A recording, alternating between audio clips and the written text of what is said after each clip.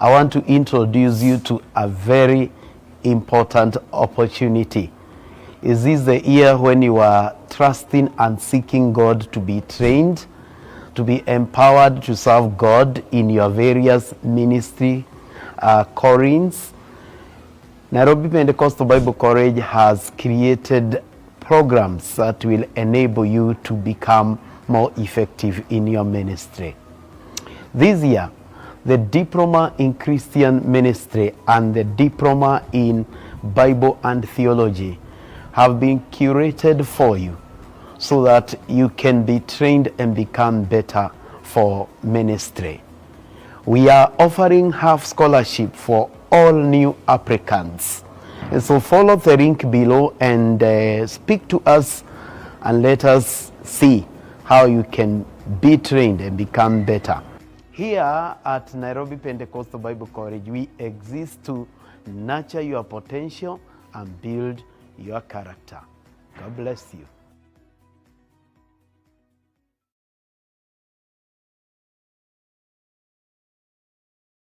Well, I greet you again this evening.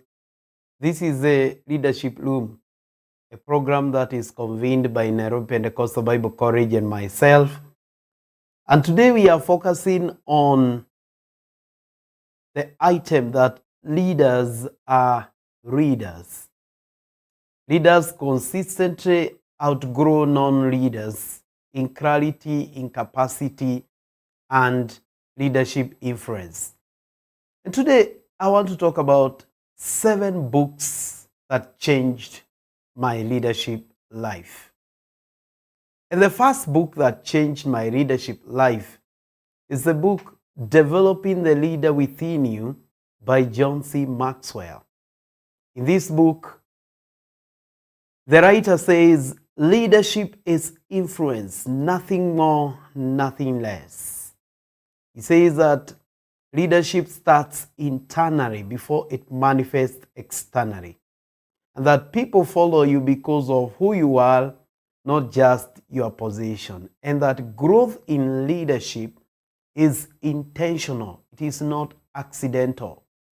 And that priorities, integrity, and attitude define leadership effectiveness.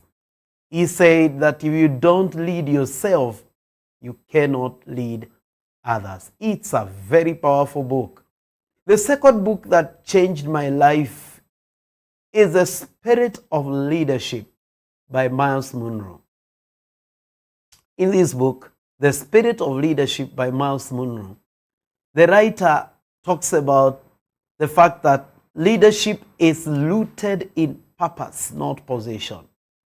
And that true leadership is discovered, is not given. That you are designed to dominate a specific domain. And that leadership is about maximizing your God-given potential.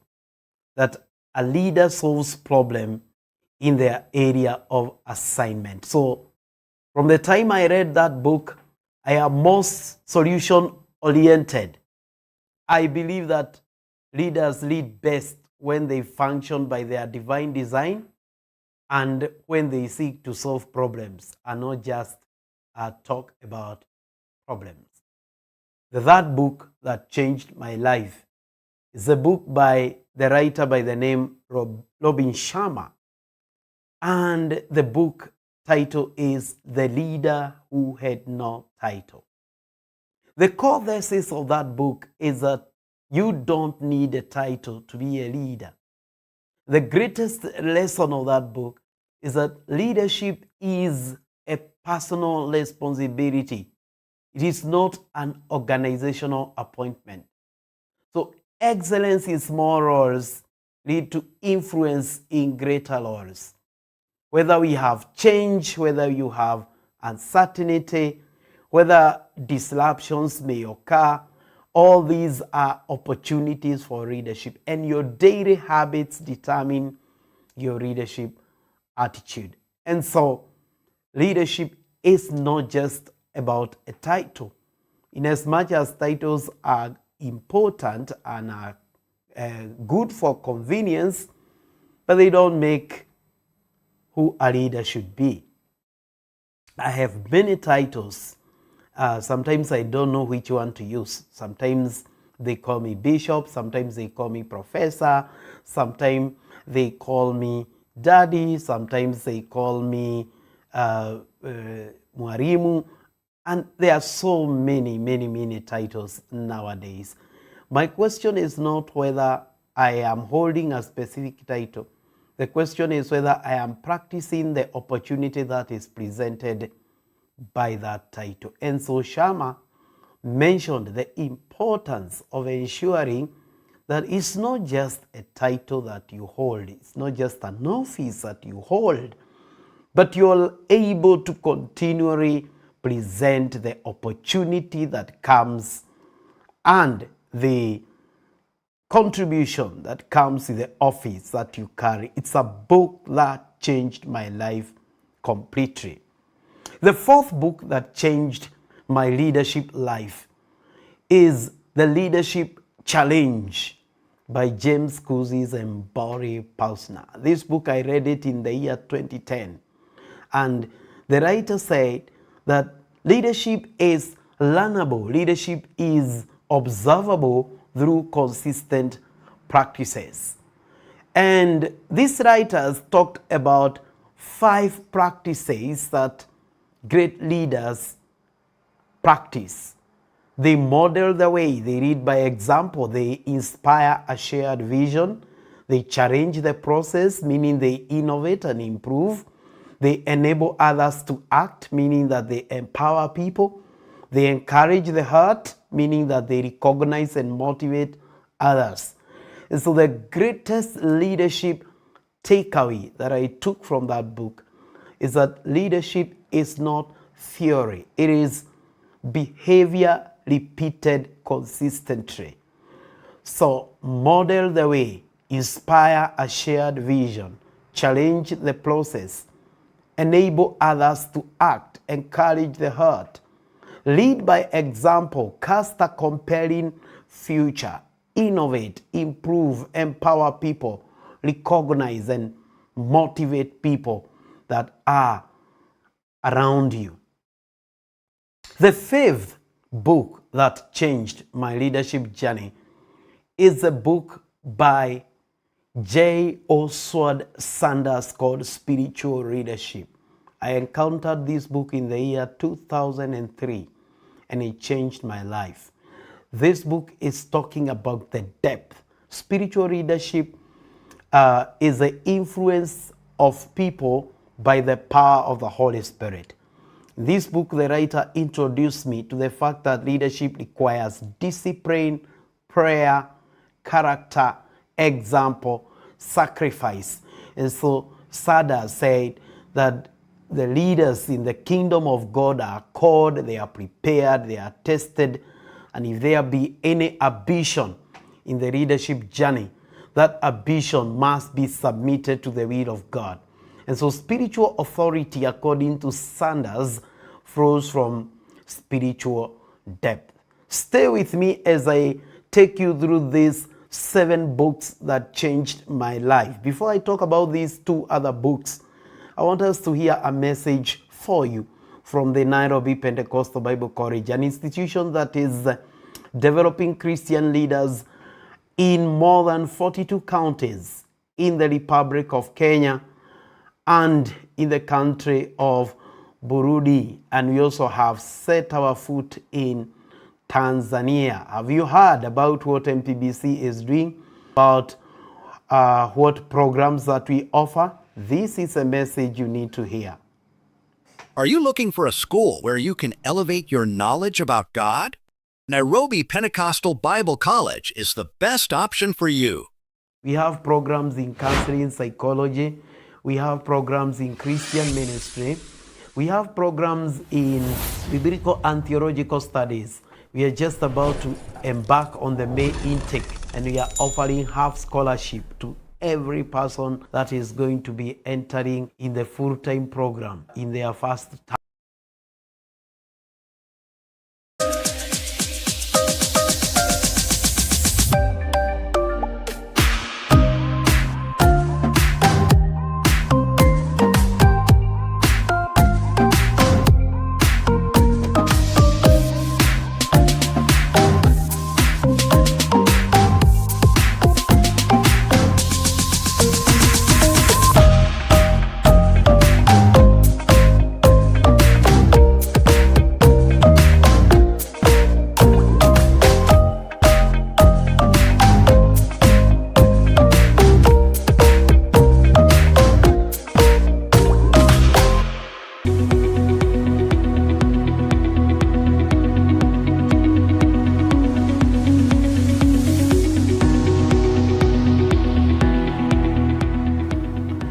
I want to introduce you to a very important opportunity.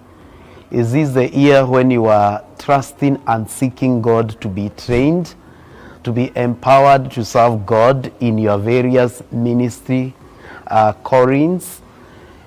Nairobi Pentecostal Bible College has created programs that will enable you to become more effective in your ministry. This year, the Diploma in Christian Ministry and the Diploma in Bible and Theology have been curated for you so that you can be trained and become better for ministry. We are offering half scholarship for all new applicants. And so follow the link below and speak Bible College. We exist to nurture your potential and build your character. God bless you.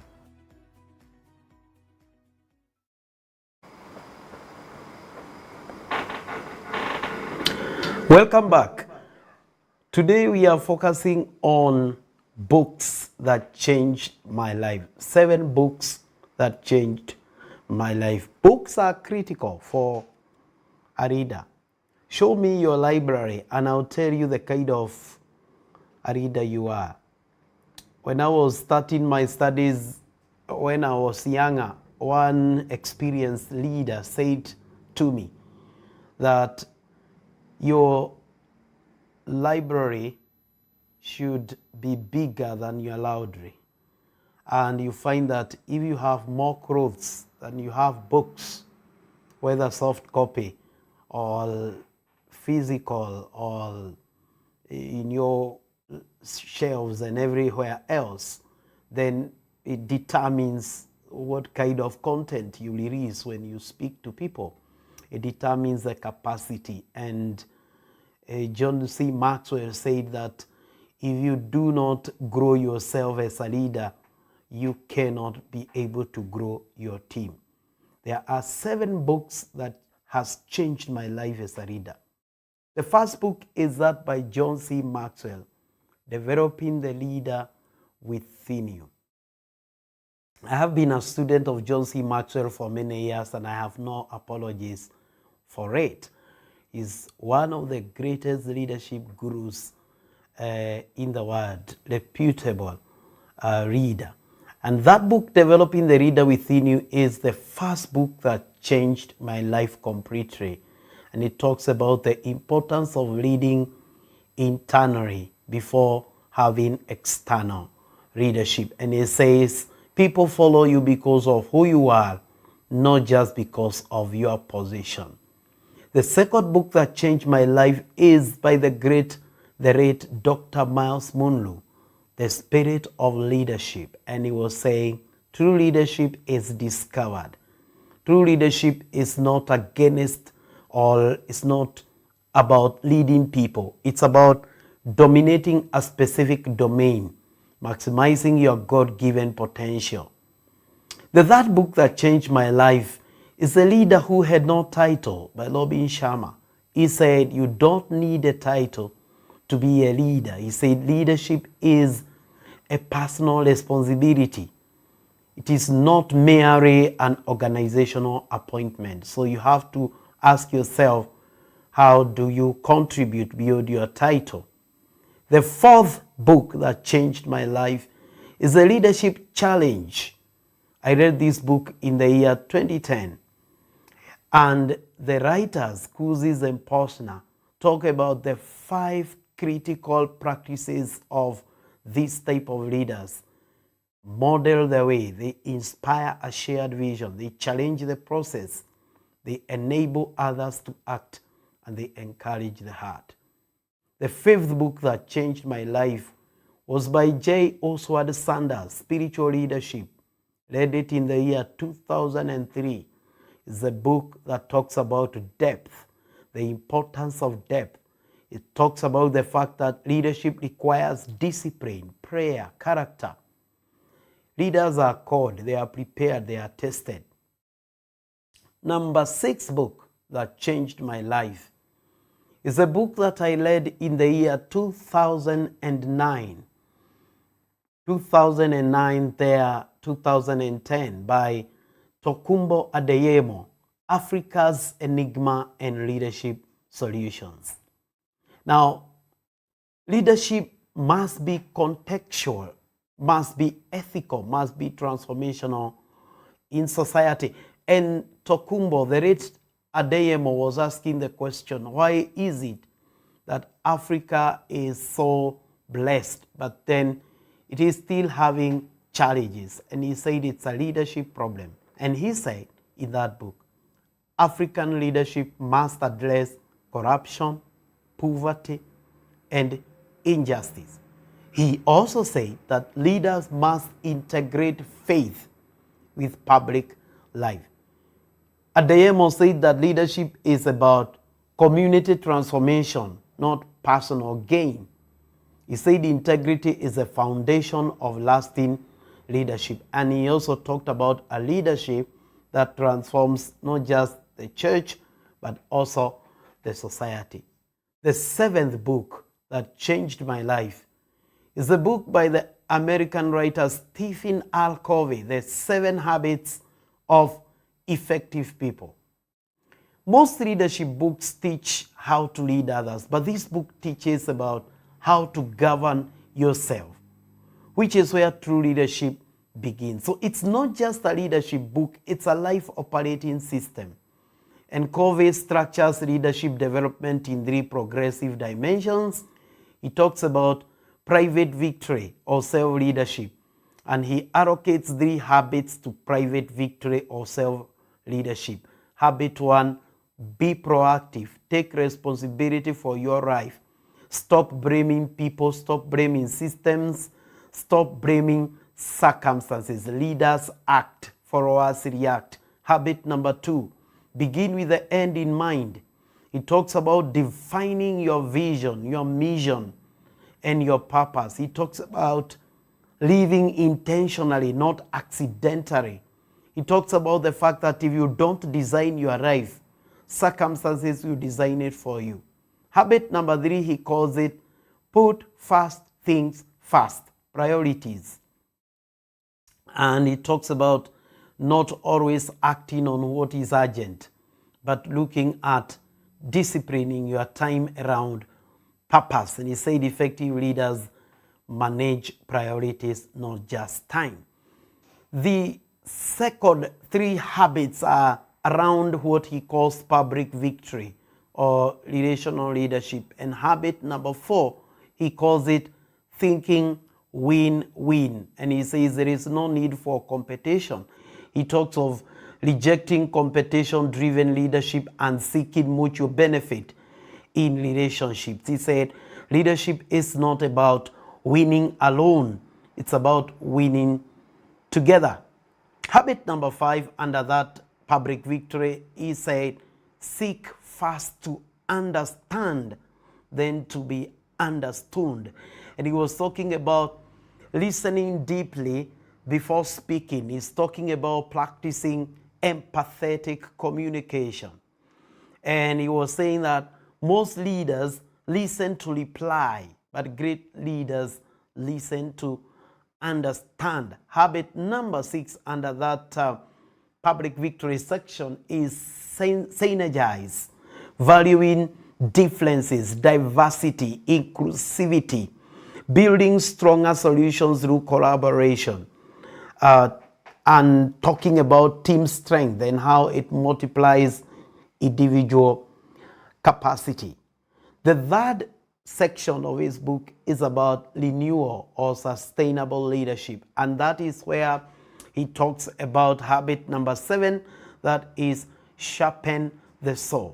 He talks about the fact that you got to renew yourself physically, renew yourself mentally, renew yourself emotionally. Many times we find ourselves very committed in work, and sometimes we struggle to undertake what we call work-life balance. Do we have that capacity to bring in work-life balance? And he talks about the fact that burnout is not from work, it is from lack of renewal.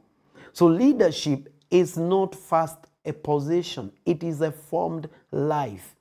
And a true leader is shaped by character, purpose, influence, service, spiritual depth, discipline, habit, and problem-solving impact. So these 7 books are books that changed my life in a great way. And these books are not saying the same thing.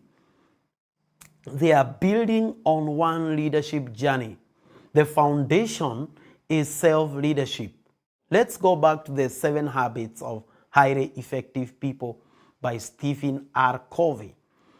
Covey gives a foundation. He says, before you lead people, you must first of all lead yourself.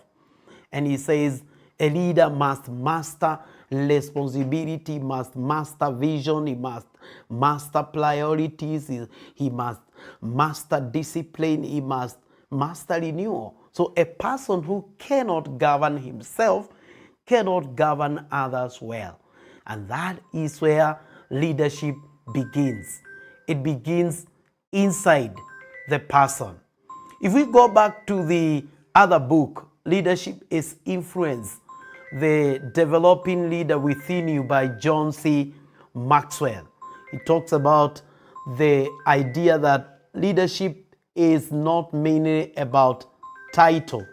It's not mainly about rank. It's not mainly about position. It is about ethics. It's about character. It's about self-leadership. It's about valuing people. So leadership grows when you grow in character, you grow in vision, and you grow in priorities. And so the essence of leadership then is influence. And the proof of leadership is not the office you occupy, but the people you positively influence. Miles Monroe, in his book, talks about the fact that leadership comes from purpose and that every person has leadership potential. But that potential must be discovered, cultivated, and connected to purpose. And so every leader must ask themselves 4 questions. Who am I? What am I called to do? What problem am I created to solve? What domain am I assigned to influence? And so leadership requires a discovery of purpose. And a person without purpose may occupy position, but they will not carry lasting influence. The 4th book talks about the issue of leading without waiting for a title. Robin Sharma's book is talking about the fact that leadership is not restricted to executives, pastors, managers, or public figures. No, you can lead from anywhere by practicing excellence, initiative, courage, personal mastery, service. So do not wait for a title before you start acting as a leader. So this book removes the excuse of position. It says, lead where you are with what you have today and become the best in the world in what you do. So you don't have to wait for that corner office. You don't have to wait for that bigger title. Wherever you are, start acting like a leader in the family, in the business, in your personal gift and talent, and be the best in the world in that area. The behavior of leadership, the 5 practices of exemplary leadership by Cousins and Posner make the leadership very practical.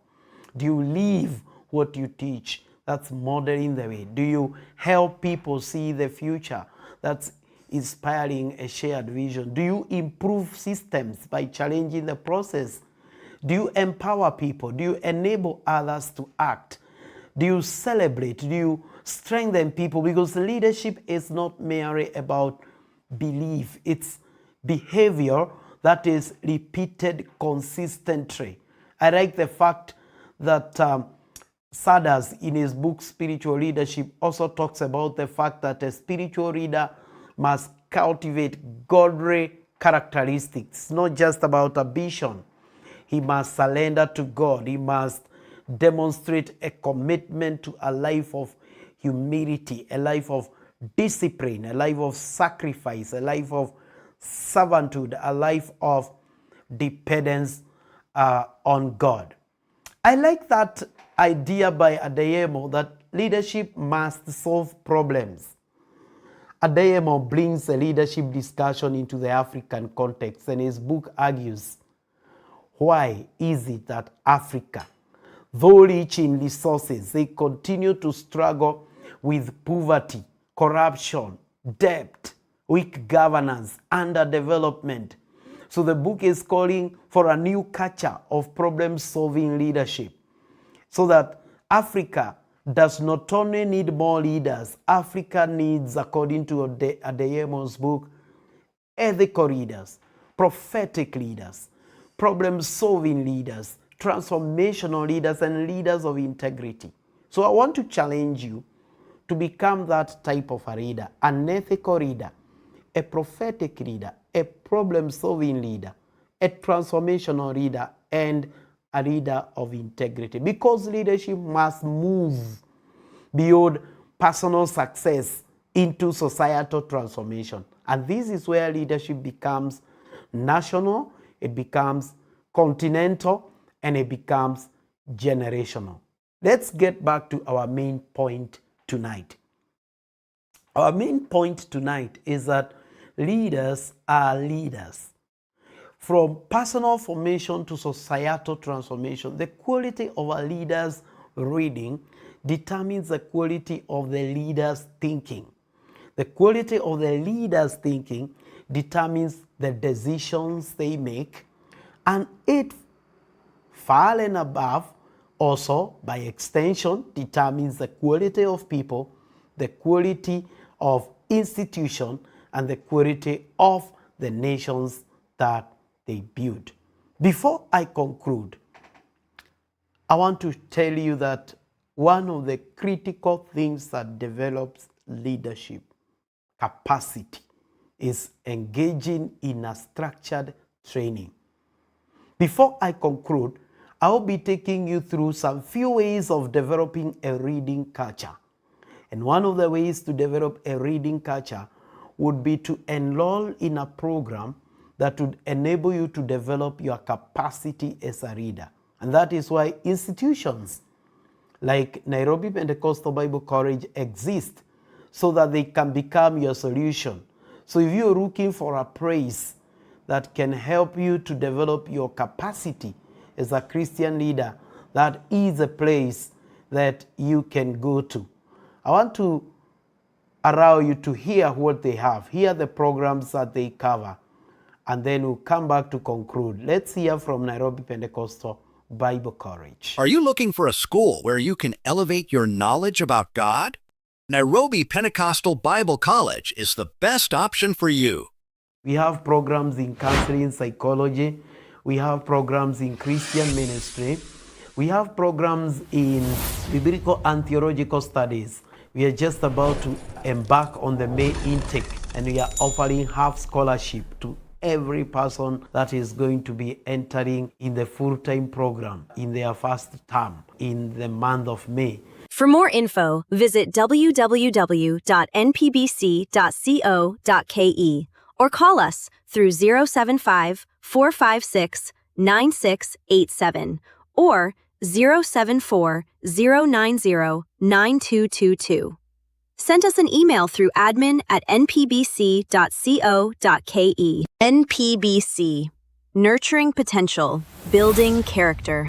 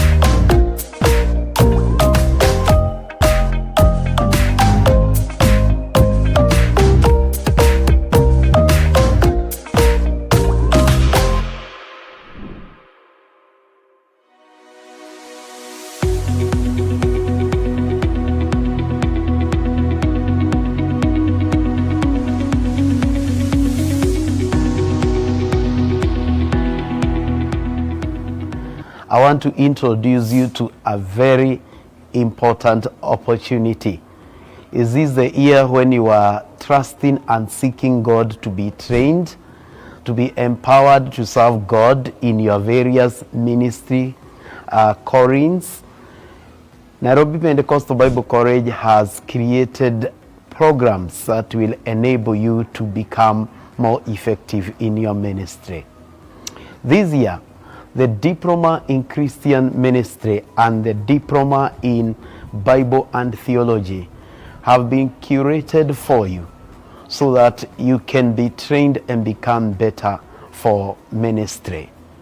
We are offering half scholarship for all new applicants. And so follow the link below and speak to us and let us see how you can be trained and become better. Here at Nairobi Pentecostal Bible College, we exist to nurture your potential and build your character. God bless you.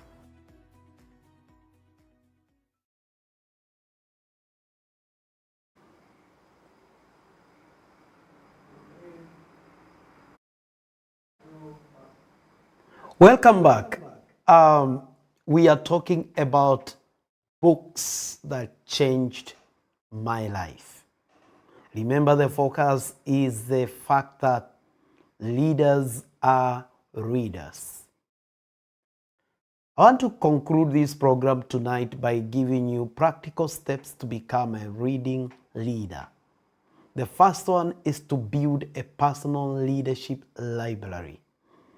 Every serious leader should have books in these areas. Doesn't matter whether they are soft copy or they are physical.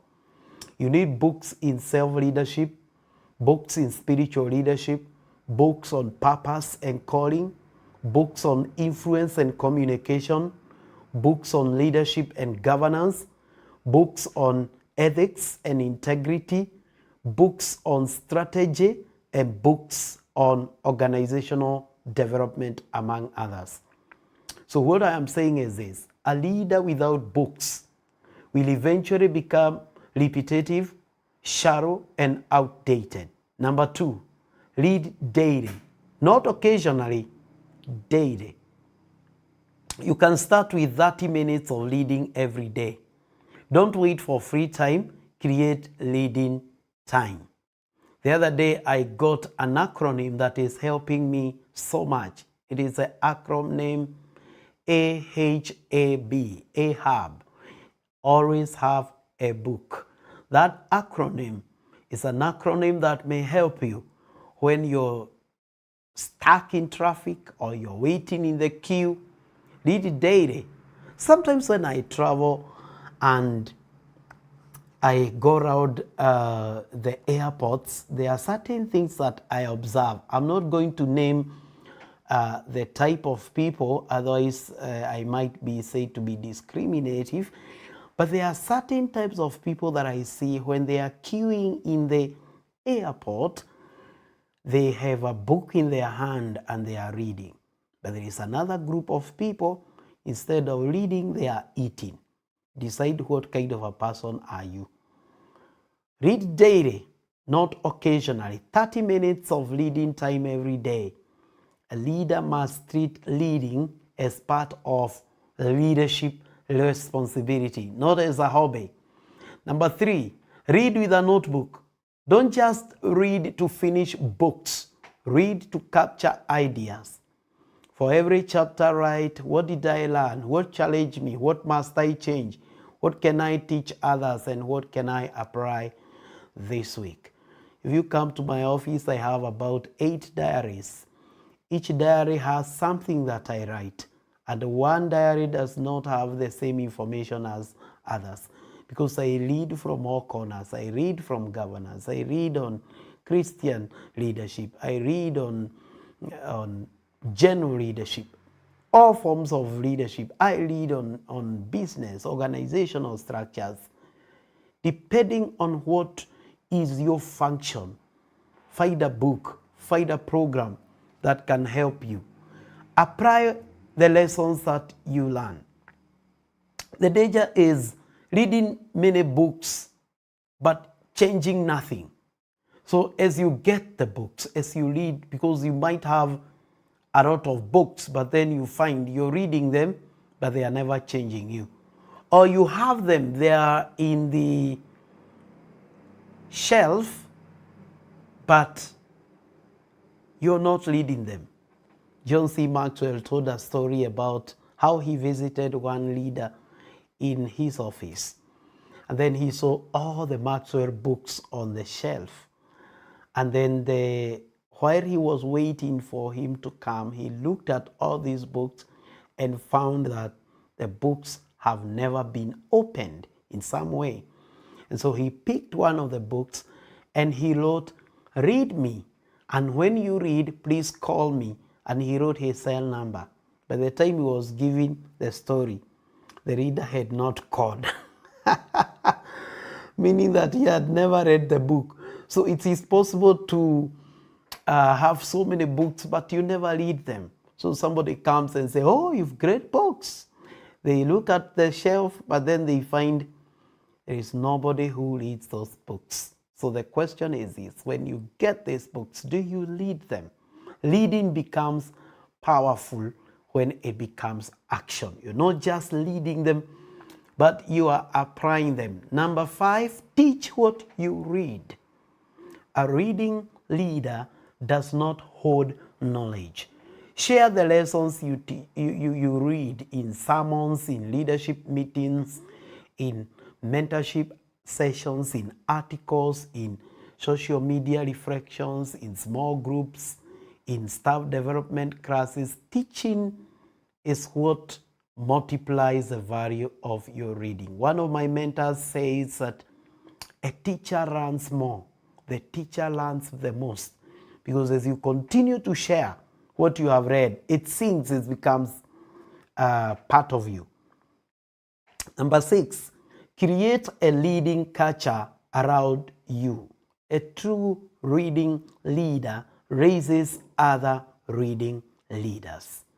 Could be a monthly book club, could be a reading challenge, could be a leadership library, it could be a book of the month discussion, it could be a mentorship group that is based on leadership books. I want to encourage you to go look for the leadership room group in Facebook and just click on it and then get into that group. It's a place where we are challenging one another. We have reading challenge that we're going to be putting there. We're going to be putting book of the month, and we discuss about that book there so that we can grow together. I want to hear what you are experiencing as a reader, because when readers read together, they grow together. And then I want to introduce you to my 3 books. These 3 books are very, very critical. The first book that I want to introduce you to is the book, The Strategic Planning for Christian Ministries. This book, The Strategic Planning for Christian Ministries, is a book that gives you a biblical and practical guide to vision, to discernment, to strategic execution. So if you are a Christian leader that is committed to doing some ministry work, that's a book I would encourage you to have. It shows you how to engage in strategic planning for ministry. The second book I want you to think about is my book, You Are Born to Win. It's a biblical guideline for destiny fulfillment. This is a book that helps you to know that you are a winner. And so if you find yourself in a situation where you find yourself in the deep, you're asking, how can I rise again? This is a book. And then the last book that I want you to have is a book, In My Own Words. It's a book that I wrote documenting 25 years of my leadership journey. It's a book that talks about lessons that I learned the hard way. It's a book that is very, very important. It's a book that helps you to understand how you can rise as a reader. There are so many lessons that I have put there that can help you become more effective as a Christian leader. And so those 7 books are the books that changed my life. And these 3 books that I have just mentioned to you are books that tell that story in some way, and they can help you to become better in your leadership journey.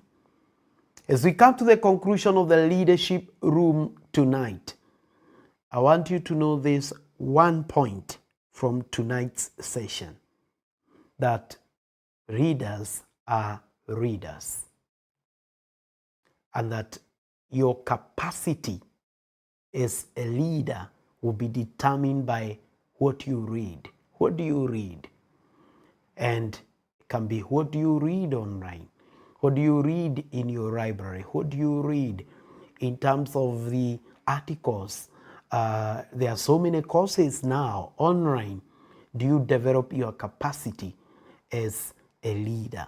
May the Lord bless you, and may the Lord keep you, and may the Lord make His face shine upon you. I'll see you next week. I'll leave you with Nairobi Pentecostal Bible College and let them give you the message they have for you for the month of May continuing. Thank you, and see you again next week at a time like this. Blessings.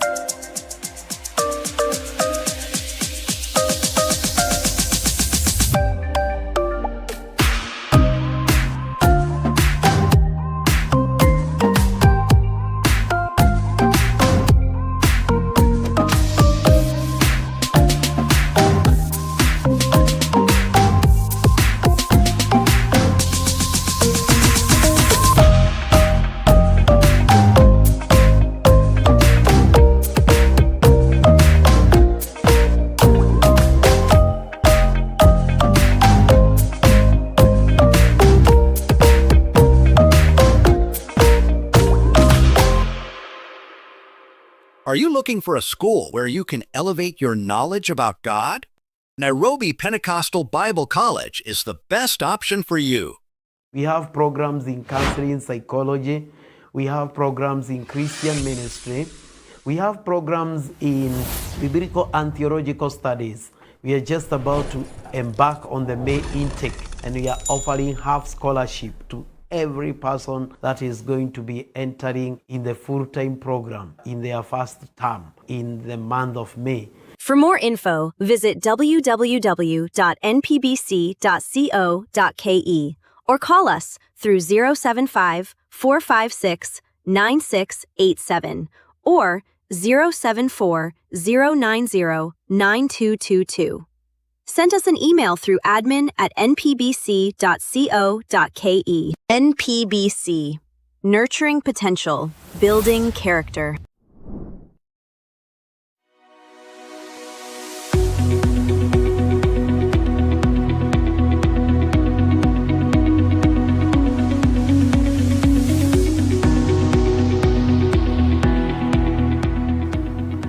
I want to introduce you to a very important opportunity. Is this the year when you are trusting and seeking God to be trained, to be empowered to serve God in your various ministry callings? Nairobi Pentecostal Bible College has created programs that will enable you to become more effective in your ministry. This year, the Diploma in Christian Ministry and the Diploma in Bible and Theology have been curated for you so that you can be trained and become better for ministry. We are offering half scholarship for all new applicants. And so follow the link below and speak to us and let us see how you can be trained and become better.